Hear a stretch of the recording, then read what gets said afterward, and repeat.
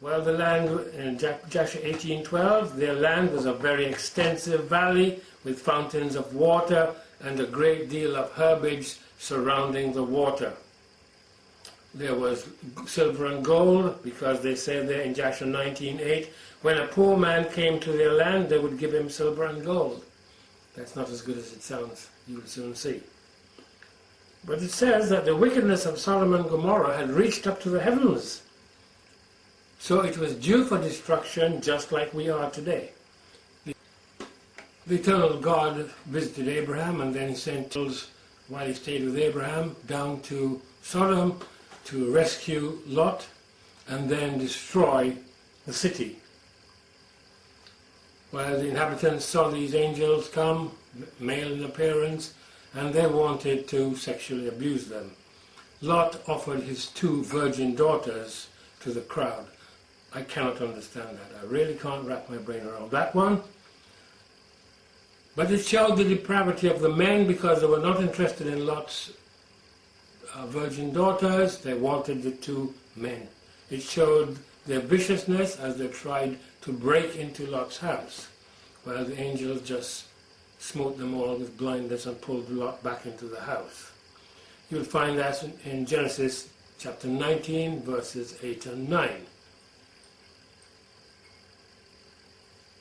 We have another important lesson in the story with Lot, and it applies to many today who receive the call, but they do not really want to make the big step of coming out of very attractive Babylon.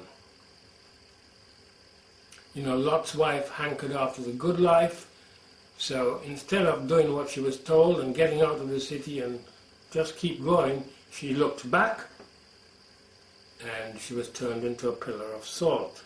So it shows the absolute folly of trying to convince people or to force them to be saved. It cannot be done.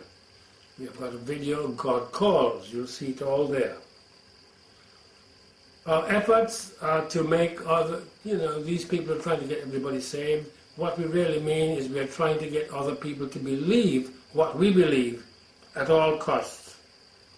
Well, this is a silly thing to do, because at a crucial time when the pressure is on, our true converts, our converts' true intentions will be seen. And we realize they weren't converted at all.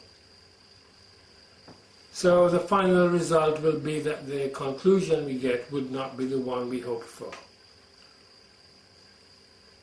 You know, it's also an error to believe that we can be spared from the tribulation because of our association with anybody. See, Lot's wife was very, very close to him, but she still wasn't spared because she did something that caused her to her destruction. You know, in the scripture elsewhere we are told that God puts a mark on his people. You need to know this so that, a depressing message like this has a great deal of hope in it for you, because you'll think, well, if it's just as bad as this, we may as well just go and throw ourselves onto the nearest train. In Ezekiel 9:4 it says, "And the Lord said unto him," this was when he was going to destroy Jerusalem, he said, "Go through the midst of the city." This was talking to most likely one of his angels. "Go through the midst of the city, through the midst of Jerusalem, and set a mark upon the foreheads of the men that sigh and that cry for all the abominations that be done in the midst thereof." And when this man with the inkhorn, the angel, had done that, he was then told, Ezekiel 9:6, "Slay utterly old and young, both maids and little children and women, but come not near any man upon whom is the mark," and he's talking about the mark of God, this isn't the mark of the beast as in Revelation, "and begin at my sanctuary." Yes, begin at my sanctuary. Then they began at the ancient men which were before the house. So all you Christians who believe you're hunky-dory in your little Sunday meeting, watch out, because everything starts at what purports to be the church of God. you know, this business of having a mark has been the same all the time. We've always had to choose. That's what it amounts to. The eternal God chooses who gets what. Not your church, not your pastor, nor your priest, nor any other person or organization on planet Earth. So let me continue now and show you some of the depravity in Sodom. Remember that this is after the time in Noah, when we have been told in Matthew and Luke that they were so bad that God had to destroy the earth with a flood of water, the entire earth. Don't let anybody tell you about just the Middle East. You will find seashells and things like that on the tops of the ice mountains when you dig down. So the earth was destroyed at the time of Noah, and we are told at the end of days, which we are in now, the very same thing is going to happen. Well, this is what they did in Sodom. Joshua chapter 18, starting in verse 13. Say, all the people of Sodom and Gomorrah went 4 times in the year with their wives and children and all belonging to them, and they rejoiced with timbrels and dances. And in their time of rejoicing, please listen, they would all rise and lay hold of their neighbors' wives, and some the virgin daughters of their neighbors, and they enjoyed them. And each man saw his wife and daughter in the hands of his neighbor, and did not say a word. Joshua 18:15, and they did so from morning to night, and they afterward returned home, each man to his house, and each woman to her tent. So they always did 4 times in a year. This was open adultery, fornication, gross immorality, which took place 4 times in the year. Note, it refers to virgins, therefore nothing was sacred.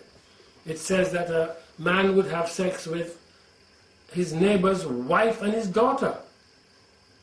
This means that the parents were not only corrupt themselves, but they openly and shamelessly corrupted their children.